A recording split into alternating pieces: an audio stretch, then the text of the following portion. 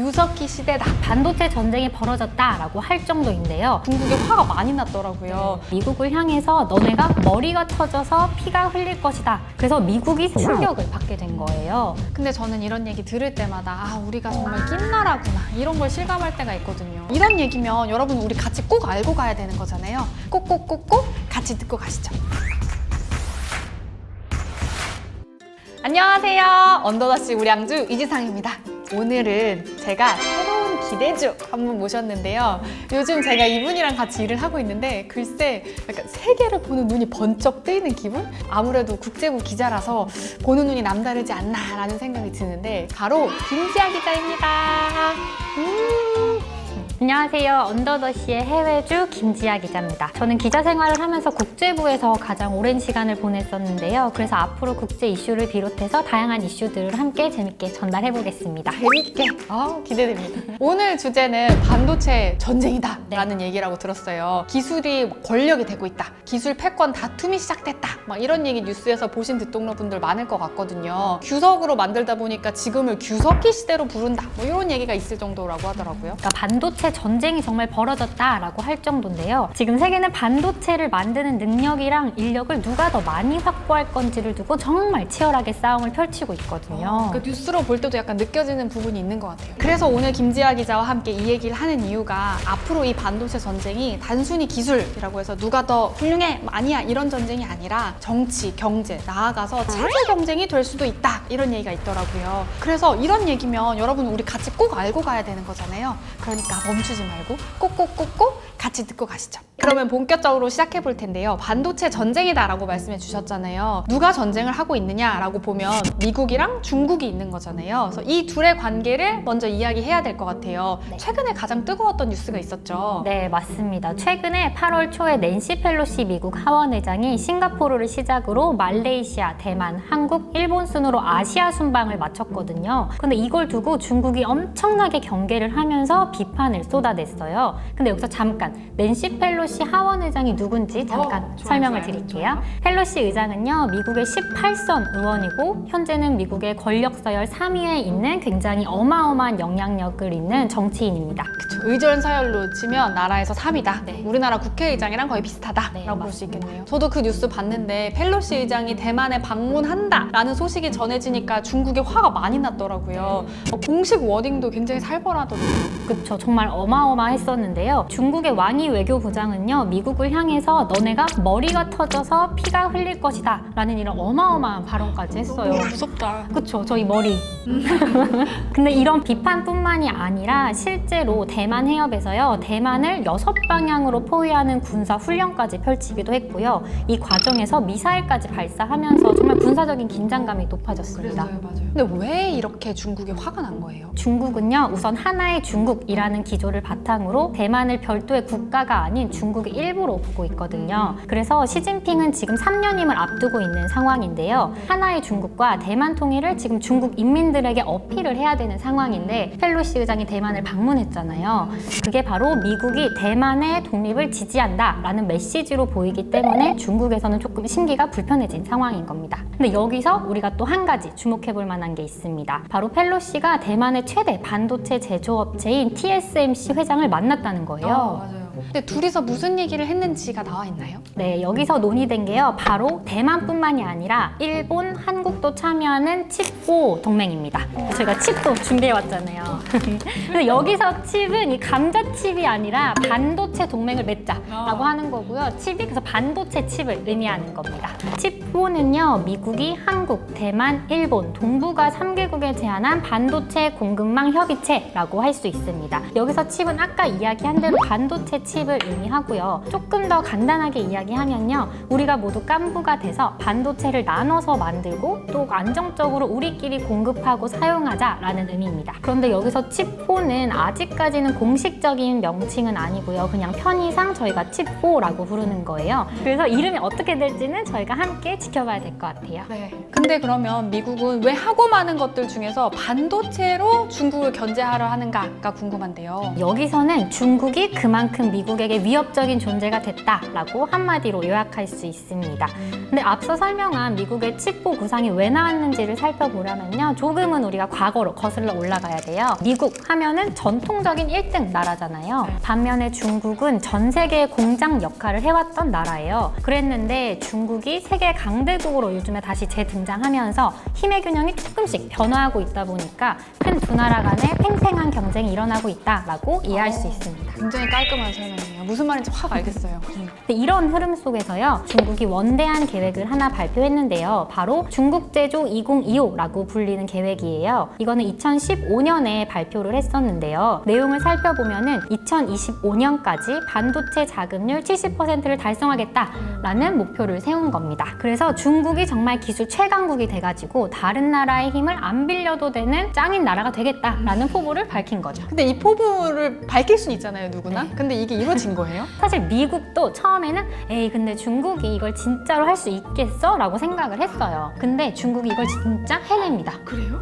어느 정도로 성장했는데요? 네, 중국의 반도체 산업을 살펴보면요. 2016년 이후로 연평균 12%씩 쑥쑥 성장을 하기 시작했어요. 근데 전 세계 반도체 시장은 1년에 평균 6%씩밖에 성장을 안 했거든요. 그럼 거의 2배씩 성장을 계속한 거네요. 네, 맞습니다. 최근에 코로나가 터진 다음에 반도체 수급이 어려워지기도 했었잖아요. 맞아요. 막 노트북, 차 막 이런 데도 다 오래 걸린다는 얘기 많이 했었잖아요. 네, 그래서 이렇게 반도체 공급난이 벌어지는 와중에 미국이 근데 도대체 반도체 생산 공장이 어디 있는 거야? 라고 한번 살펴봤어요. 그랬더니 바로 중국, 한국, 대만 이런 동아시아에 초집중돼 있다라는 거를 발견하고요. 미국이 그래, 여기를 잡아야 된다, 여기를 공략해야 된다라는 생각까지 하게 된 겁니다. 저는 이걸 듣다 보니까 무슨 생각이 들었냐면 미국이 지금 상황이 문제다라고 생각을 한 거잖아요. 그러면 미국도 기술이 있으니까 돈도 있잖아요. 자국 반도체 산업에다가 막 투자를 빵빵하게 해서 공장을 거기다 세우면 되는 거 아닌가? 근데 왜 그걸 안 하고 다른 나라랑 칩보라고 해서 손을 잡자고 하는 거지? 뭐 이런 궁금증이 들긴 하거든요.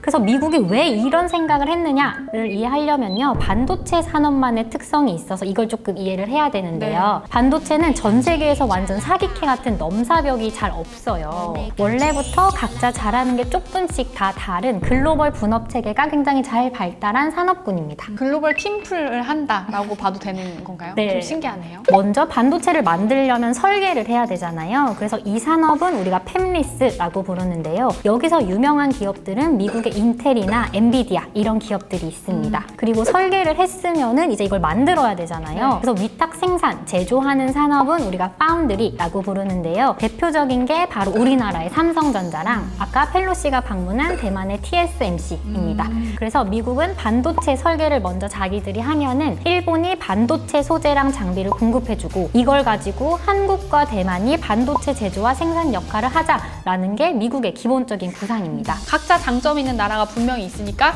우리끼리 모여보자. 대신 미국을 중심으로 모이는 거야. 중국 견제하는 거야. 라고 하는 게 칩보다. 이 얘기인 거죠. 네, 정확히 맞습니다. 그러면 요 칩보 움직임에 대해서 중국의 반응도 궁금한데요. 네, 중국이 당연히 반발할 수밖에 없었어요. 이거는 인위적으로 국제무역을 파괴하고 전 세계 시장을 갈라놓는 짓이어서 반대한다라는 입장도 밝혔었고요. 우리나라를 향해서는 한국이 중국처럼 큰 시장과 단절되면은 이거는 상업적인 자살행위나 다름없다라고까지 이야기를 했습니다. 우리나라에서 만드는 반도체의 60%를 중국에 수출하고 있는 상황이에요. 그런데 그러다가 나중에는 한국이 신중하게 판단하길 바란다 정도로 조금은 완화된 입장을 내놓긴 했거든요. 그런데 앞으로 중국이 이런 칩보에 대해서 어떻게 대응할지는 전 세계가 모두 지금 주목을 하고 있는 상황입니다. 근데 저는 이런 얘기 들을 때마다 우리가 정말 낀 나라구나 이런 걸 실감할 때가 있거든요. 미국이랑은 한미 동맹으로 다져져 있는 관계가 있고 또 중국은 경제적으로 굉장히 많이 얽혀 있으니까 이걸 무시할 수도 없잖아요. 내가 그렇게 만만합니까? 우리나라도 정말 정부가 난감해하고 있구나를 느꼈는데요. 왜냐하면 처음에는 외교부가 칩보 칩보 제안을 받은 걸로 보긴 어렵다라는 좀 조심스러운 입장을 보였었거든요. 지금은 저희가 촬영을 하고 있는 이 시점에는요. 네.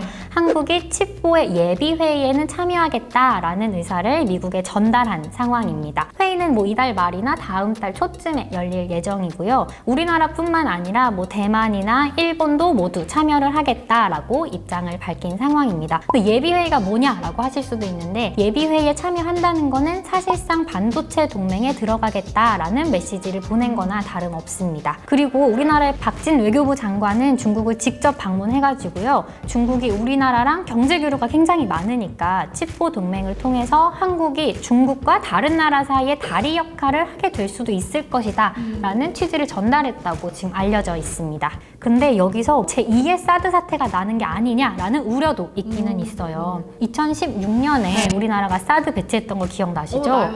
그래서 그때 중국이 이게 자신들에 대한 위협이다라고 하면서 한한령을 내렸는데요. 그러니까 중국 내에서 우리나라 연예인들이 방송 출연도 못하고 한류 금지령을 내린 거나 다름없었거든요. 맞아요. 그래서 막 오던 관광객들도 막 여행 일정 다 취소하고 그랬었잖아요. 맞습니다. 그래서 중국이 아직까지는 우리나라의 반도체를 필요로 하기 때문에 반도체 수입을 당장 끊지는 않겠지만요. 또 다른 산업으로 무역 보복을 하는 게 아니냐라는 이런 우려까지 나오고 있는 상황입니다. 근데 이 얘기를 듣고 나니까 칩보도 칩보지만 여기서 끝이 아니다라는 느낌이 강하게 오거든요. 그래서 반도체 전쟁도 계속될 거다라는 얘기가 있던데 무슨 얘기예요? 최근에 바이든 대통령이 반도체 지원 법안이라는 것에 서명을 했어요. 그래서 이거 내용을 잘 살펴보면요. 미국의 반도체 제조 시설을 짓는 기업들에게는 우리 돈으로 무려 69조 원의 예산을 지원해주겠다라는 법안입니다. 그래서 바이든 대통령도요. 이거는 진짜 한 세대에 한 번 있는 투자다라고 하면서 너네 이거 진짜 놓치면 안 되는 좋은 기회야 라고 강조를 하고 있어요. 되게 쇼핑몰 멘트 같은 제가 홈쇼핑처럼 말했나요? 근데 하지만 세상에 공짜는 없죠, 없잖아요. 없죠. 그래서 이 법안의 내용도 조금 자세하게 살펴봐야 되는데요. 이런 내용이 들어있어요. 미국의 보조금을 받는 기업은 앞으로 10년 동안 중국 내의 반도체 시설을 새로 만들거나 증설하지 못한다라는 단서 조항이 달린 겁니다. 이것만 봐도 대놓고 중국의 반도체를 견제하고 있는 겁니다.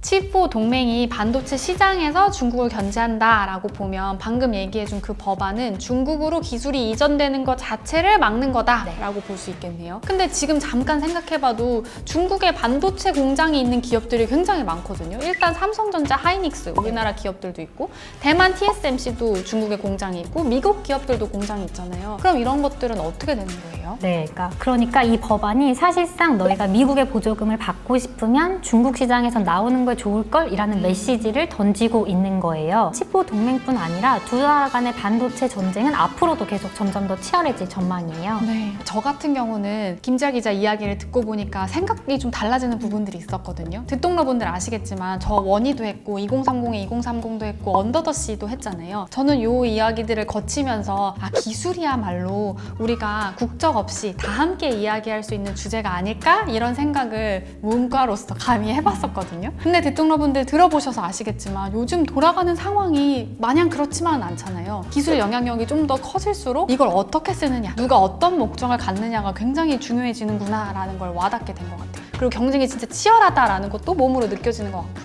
네, 그리고 우리나라가 반도체 산업을 이미 잘하고 있으니까 그걸 조금 더 잘 육성해서 경제는 살리면서도 외교 리스크를 좀 관리하는 역할이 그 어느 때보다도 중요하지 않나 싶었어요. 네. 그래서 우리 듣동러 분들도 반도체 산업의 방향을 보면서 세계 정세를 함께 유추해봤으면 좋겠습니다. 저는 오늘 언더더시 처음 찍는다고 해서 혹시나 뭐 탈날까봐 점심도 안 먹고 왔거든요. 어쩐지 이거 칩을 조금 먹더라고. 그렇죠. 네, 오늘 굉장히 떨리면서 준비를 했는데 어떻게 보셨을지 궁금합니다. 다음 언더더시 아이템에서 다뤄줬으면 하는 것들 있다면 댓글로 많이 남겨주세요. 김지아 기자가 영어를 굉장히 잘해요. 그래서 막 외국 아이템 아니면 막 영어로 댓글 달아주셔도 다 알아들을 테니까 여러 가지 의견 많이 남겨주시고 다음 시간에는 최현수 기자랑 김지아 기자 이 기대주 두 분이서 만든 컨텐츠가 나갈 예정입니다. 스포츠 AI 관련한 내용이니까 그것도 기대 많이 해주세요. 감사합니다. 감사합니다.